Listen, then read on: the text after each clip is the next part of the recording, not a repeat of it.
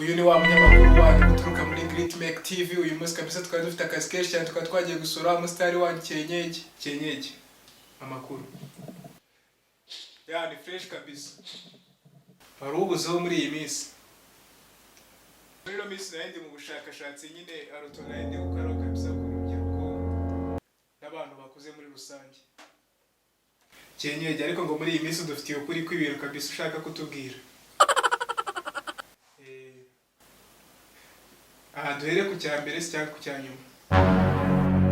Duhere ku cyambere ntari. Icyambere buriya rero naje gusanga nta nyamaswa n'imwe yabasha kwiruka gusiga umukobwa yisize make-up y'imvura iguye. Cya kabiri, ugasanga umukobwa password akoresha muri telefoni ni imibare 16 nka nimero y'indangamuntu. Ugasanga ajya gushushanya pattern, ugasanga arashushanyisha urutoki, agashushanyisha urutoki byakwanga agashyiraho ikaramu cyangwa imodoka. Noneho wajya mu kubumbura amaguru ugasanga akoresha agapassword koroshye, akoresha /20 cyangwa se 2020. Abakobwa muri iyi minsi mu maguru no muri gushyira password zoroshye. Cya gatatu, ugasanga nyamukobwa yasizoye, yakameje ngo azarongorwa n'umusore muremure ziboko wakoze agatuza,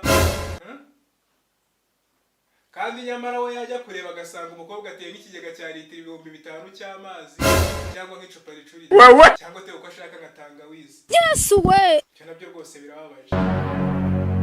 Cya kane, ugasanga umukobwa yemeye kuryamana n'umuhungu kuko ari umuha amafaranga, agatangira oh my god, oh Jesus, kandi nyamara ku mafaranga muhaye ntatange n'icya 10 mu rusengero.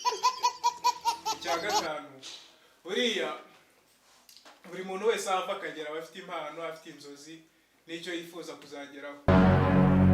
Ariko buriya uri umwana ugasanga ku myaka yawe 5 urumva uzaba umupilote, ku myaka 12 ukumva inzozi zawe zizaba impamo pe, ariko ukagira imyaka 25 ikintu uzi ku ndege ari ugufungura airplane mode muri telefone yawe gusa.